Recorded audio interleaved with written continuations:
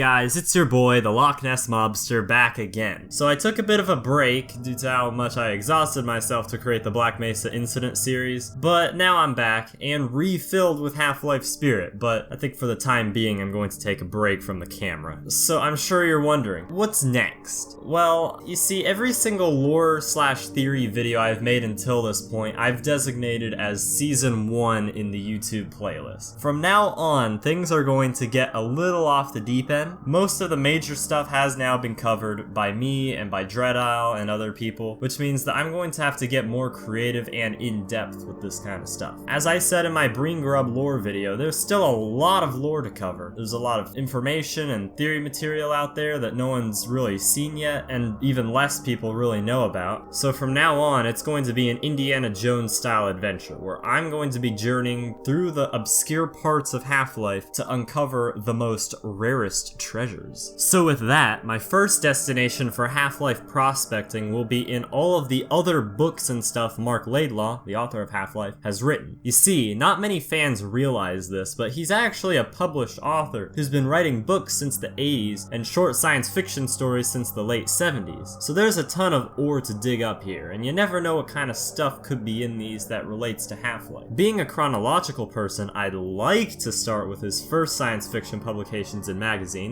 which are conveniently written in a big book called 400 Boys and 50 More, but damn, that's almost 800 pages long with 51 stories in it. I cannot cover all of that in one video, and it wouldn't be good to start a series like this with a multi-part video. That's more of an end of series penultimate video, so I'll save that can of worms for later. Today, I'll be covering his very first actual book publication, Dad's Nuke, published all the way back in 1985. Just a quick note before I start, it seems my copy of the books maybe have been stolen and resold online. If anyone lives near Livonia, Michigan Public Library, please let them know. I'll gladly give it back to them if they pay me 20 bucks. It also seems that there's absolutely no thorough online reviews for this book or any of Laidlaw's other books. Aside from Half-Life, of course, so I guess this series will be a lot like Ross's Game Dungeon, but for books. Though I'll be focusing more on the Half-Life-y stuff in them. Anything that could have inspired Half-Life, or anything that could maybe suggest a story connection between them. Well, I'm glad to report that there are several tropes and themes that are in the Half-Life and Portal games that make their debut here, alongside stuff that may have inspired other game franchises, you never know. So Dad's Nuke takes place in the far-off year of 1998, the same year Half-Life came out and according to some fans might have taken place. But this isn't the same 1998 that we know of, with Bill Clinton being president and groundbreaking video games coming out. No. This is the post-apocalypse. That brings me to the first thing that Marc Laidlaw used in this story that he used later in Half-Life, and it has to do with his storytelling technique. In Half-Life, he famously used the show don't tell way of telling the player the story, and you see the same thing here. The nature of how this apocalypse came about in this book is something that is never really explained and isn't too important to the story. I usually like to know anyways, but I'm not exactly handed it in the book. I can only assume what happened knowing how things are now. There's a lot of weird stuff going on in this world that kind of messes with your head. The main characters live in an enclave neighborhood somewhere on California's west coast. The US as we know it doesn't really exist anymore, at least in this region. In one scene, they're looking at a map of the world and everywhere that isn't nearby is covered in sensor bars, implying that whatever civilizations are left, they aren't exactly communicative with each other. Someone does say something about there being an Arabian-Japanese border, so that should give you an idea of how weird things are nowadays. Boy, I'd like to see that mapped out in Hearts of Iron 4. So this gated community enclave society is the main focus of the story, and the story is mainly of how it all goes to hell. To begin, Dad is a guy by the name of Bill Dad Johnson, the father in a family who lives in this neighborhood. Dad is kind of an asshole, and is also caught up in this extreme version of keeping up with the Joneses with his neighbors, particularly the guy who lives across the street, Jock Smith. I say it's extreme because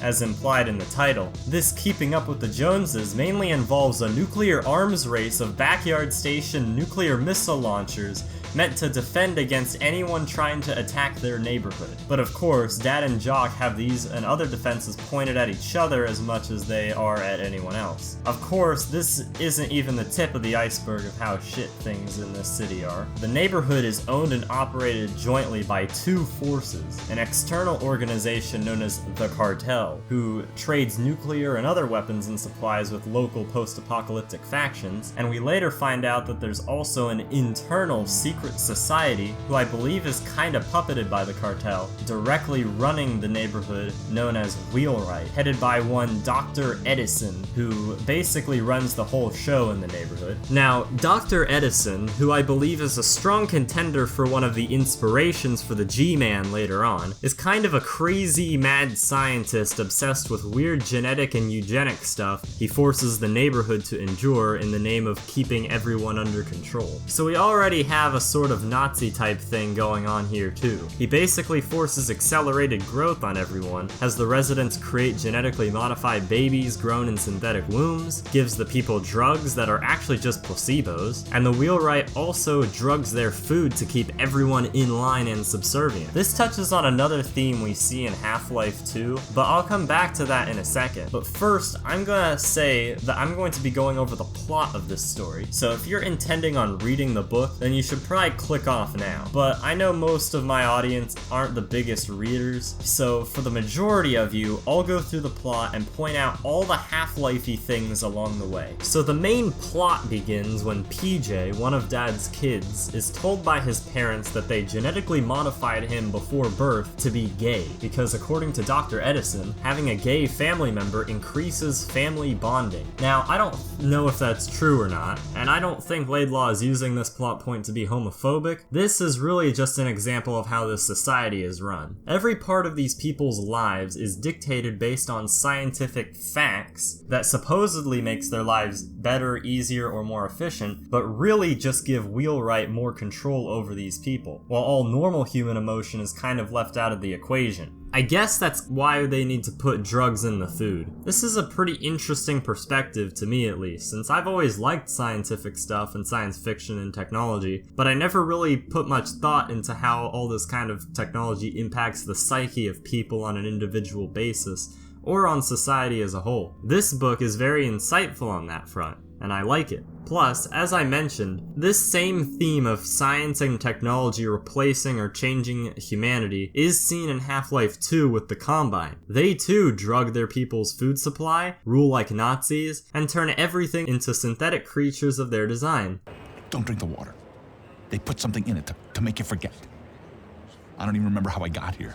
Moreover, in Dad's Nuke's neighborhood society, all the men in the compound do work inside this virtual world they plug into. So we're getting a bit of the Matrix here too, or I guess also kind of like Divergent, what with the eugenics. But again, this isn't exactly what it seems, as there isn't any actual work done in these virtual programs. They're more like work-like mini-games that the fathers of the community need to do as a way of keeping them busy, since they'd probably be the ones revolting against the system if given too much time on their hands, so they're robbed of that. Something similar is seen in the Half-Life 2 beta, with the Manhack arcades and the Stenographer's Chasm, but I think the whole advisor mental network from Brain Grub is an even grander rework of this idea. Before I move on with the story, I'd like to also mention the cover illustration of this book. The one I have, I think, perfectly wraps the theme of the book into a nice big burrito. Colorful valley, rainbow of houses, beautiful sunset, clear skies. There's absolutely nothing sinister going on inside this neighborhood at all. At least that's what Doc Edison wants you to believe. This picture kind of reminds me of Thneedville from the Lorax, what with everything being plastic and stuff, and I felt that vibe through the whole book. Now there's some other cover illustrations I'd like to mention too that I found on Google. Here's another that gives off a similar vibe to the first one, gloriously showing off Jock Smith's nuclear missile. Then we have one that's in Italian, but under a different name. It says Nuclear Family, but I can tell that's just a different name for the region, since that's kind of a pun of the book's story. Look at what I assume is Dad there. It looks like he's drawn by Doug Ratman. Or maybe he is Doug Ratman. Who knows? Then we have the book cover that was sold to Japan. This is the weirdest out of all of them. Near the ending of the book, Dad is kidnapped and has his age accelerated against his will because he's overdue, though Jock Smith's isn't. Regardless, they're both shown to be old-ass men fighting, I assume like at the ending of the book, and Dad's dressed up like Doc Brown from Back to the Future, while Jock Smith looks kinda like the Einstein scientist from Half-Life. Damn, every time I see one of them now, I'm going to think about that when I play Half-Life. The last cover that I could find was the one that's currently used as the cover for the ebook version. This is the lamest of them all in my opinion, because it doesn't show the plasticky world and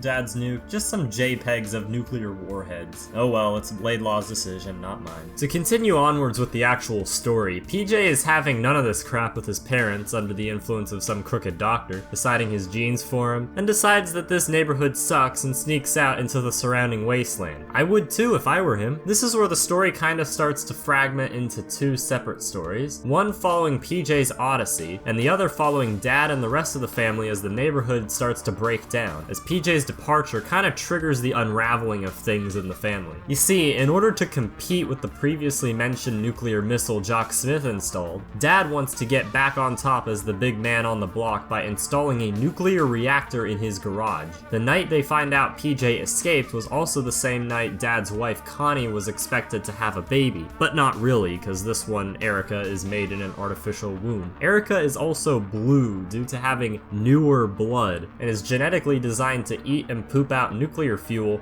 to be used in the reactor. Again, we have more of a synth thing going on here. The fact that Dad's spending so much time on this reactor while seemingly ignoring all of PJ's stuff for the most part also kind of strangles the family a bit. His eldest son, Virgil, is also getting married soon, but he's worried that being married to someone who he's kinda iffy about might end up pushing him into place to become another cog in the neighborhood machine. And he's afraid of becoming as soulless as everyone else there. His favorite pastimes are reading and sailing his boat off the coast of the neighborhood, both of which he won't be allowed to do when he marries because books are banned for anyone not doing school, and his fiancée gets seasick easily, and so he'll probably not get to sail as often, if at all. Then there's Nancy, Dad's daughter, who's in a relationship with Arnold Smith, Jock's son. Arnold isn't much like his dad and is more really just into technology and tinkering with it. I think he's kind of the polar opposite of Edison, as he wants to use technology to do fun or useful things, while Edison just wants to use it to either play God with the residents or just plain be a Nazi. Arnold and Nancy both get their ages accelerated into teenagers, and when they do, they begin to kind of start seeing behind the curtains of this society. PJ, meanwhile, ends up getting captured out in the wasteland by one of the wasteland factions, the New Christian Army. Don't let that name fool you. These guys aren't exactly the best people. These guys are a lot like Caesar's Legion from Fallout, while using God as a kind of their cause. Their whole empire consists of military outposts, each rigorously training troops from childhood. They also feed their troops a special kind of meat which they claim is actually harvested and regrown from the very DNA of Jesus Christ himself. They obviously mix in some other drugs too to keep everyone in their ranks in line, just like the neighborhood did. So these guys are basically a massive army of paramilitarized cultists who also worship a very altered version of the Bible, which encourage them to be such a militarized and evil force. Now they see PJ has some potential in him, as back in the neighborhood, Dad had been teaching him to program and use computers, so they decided to use him as a candidate to begin working with an artificial intelligence called INRI, which seems to be the real force in charge of the Christians. So yeah, this is the prototype version of GLaDOS right here. This INRI works via an upgraded version of the previously mentioned Matrix-type network, and it, alongside the Christian army's brainwashing, slowly erases PJ's memories of the neighborhood, and eventually INRI says it will basically take over his brain and turn him into one of the NCA's new soldiers whose brains are completely run by INRI.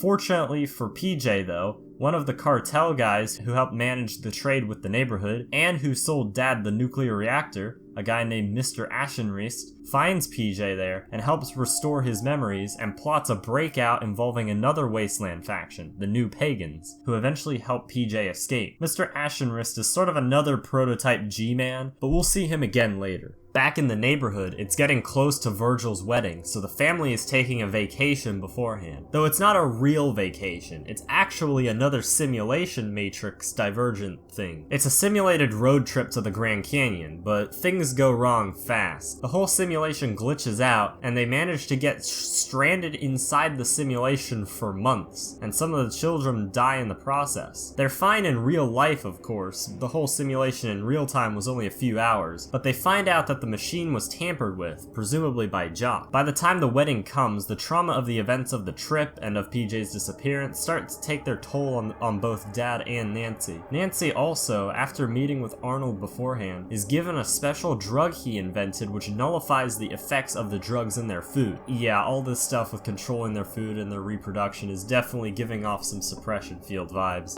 Don't drink the water. They put something in it to make you forget. I don't even remember how I got here.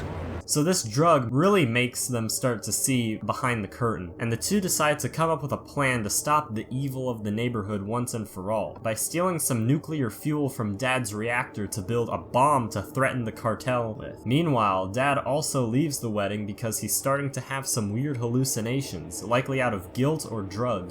Don't drink the water. They put something in it to make you forget. I don't even remember how I got here.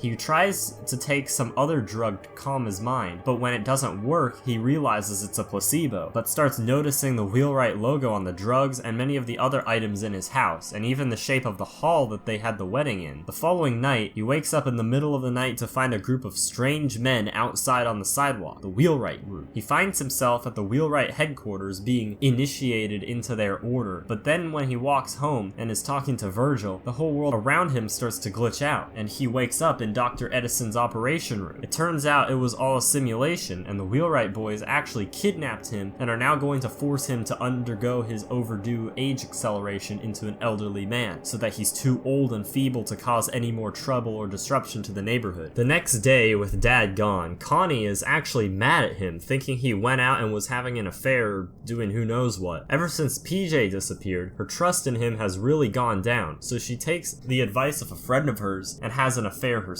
with none other than Mr. Ashenwrist. However, they fear that the cartel, his mysterious employers, may have found out about their affair, as it would be a violation of his code of conduct, may come for Ashenwrist. Plus, in the neighborhood, everything is actually recorded on video, so that every night people see what happened in the other houses, like a sort of fucked up reality TV show, sort of like Daddy 05 on YouTube. But while Connie and Ashenwrist try to escape to his car to leave the town, they find another Mr. Ashenwrist, his exact clone. I don't think there was any evidence in Half-Life that there's a clone army of G-Men, but seeing this, you know, maybe there should be. I know I'm not the first person to think of this. The Ashenwrists wear pastel suits and ties, so they're halfway there to being the same person. Anyways, this clone is actually the one who helped PJ escape, and tells the two where to find him, an encampment of the New Pagan faction. Now, the clone Ashenwrist was under orders to bring in the other Ashenwrist for his affair, but he actually wants to let him go, so he makes the other beat him up so that on camera it looks like he tried to stop them but he got away. A little later, after Nancy comes back to the house to find now both of her parents are gone, she decides to go over to help Arnold with his bomb, as she feels that something's off. But when she gets there, the two are found out by Jock, who then captures Nancy and puts her in a cell he built in his basement. Jock plans to now steal and use Arnold's bomb to destroy the whole neighborhood so that him and his family can live on their own, as they have installed an energy shield that would protect their house. A little later still, and Dad is driven home by Edison, and is now a very old man. But bringing him back home was a mistake, as once he gets into his house, he activates his home security system, and so no one can get to his house or risk being killed by his beefed out home defenses. Ashenwrist, the one who got beat up earlier, tries to get Dad to stand down, but one of his kids uses a laser rifle and shoots shoots Ashenris dead. Then Jock contacts him with a video call, tells him about the affair, that he has his daughter, and the bomb, and threatens to blow up the whole town. At the climax of the story, right as Jacques wheels out the bomb out past his energy shield,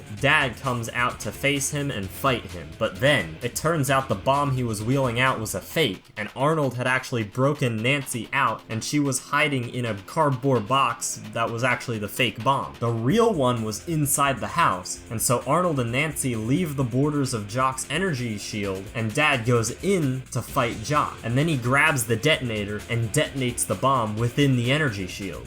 This causes only everything inside to be destroyed, including Jock and Dad, and the explosion is funneled up into the sky like a massive beacon. Super portal, anyone? So Connie, Ashenrist, and PJ all return to the neighborhood. They pick up Nancy, Arnold, Virgil, his wife, and the rest of the kids. They all leave the neighborhood to find a new life outside, probably with the new pagans, as they seem to not be awful people like the cartel, Christians, and Wheelwright. So that's the story, and to be honest, it was a bit all over the place. I left out a few parts so that my summary felt a bit more followable, but hey, that's something Half-Life did too. Its story was all over the place too, but it kept it realistic, as the characters and players react realistically. And Dad's Nuke's characters are no different. They're very well rounded, and you do feel for them reading. To conclude, there's a bit of Half-Life in this story, and it'd be really cool to see a mod based off of this. Wouldn't even need to be Half-Life, it would fit just as well into Fallout. So this is the first Half-Life sarcophagus I have uncovered, and there will be more. I'm reading Marc Laidlaw's next book currently, and looking into, well, something pretty big to say the least, that I hope will be the next video. Those videos, yeah, they'll come out pretty soon, and so I'll see you guys then. And remember, if there's a secret society controlling everything in your neighborhood, just leave. You don't need to wait for the house across the street to be blown up by a nuclear bomb like Dad did.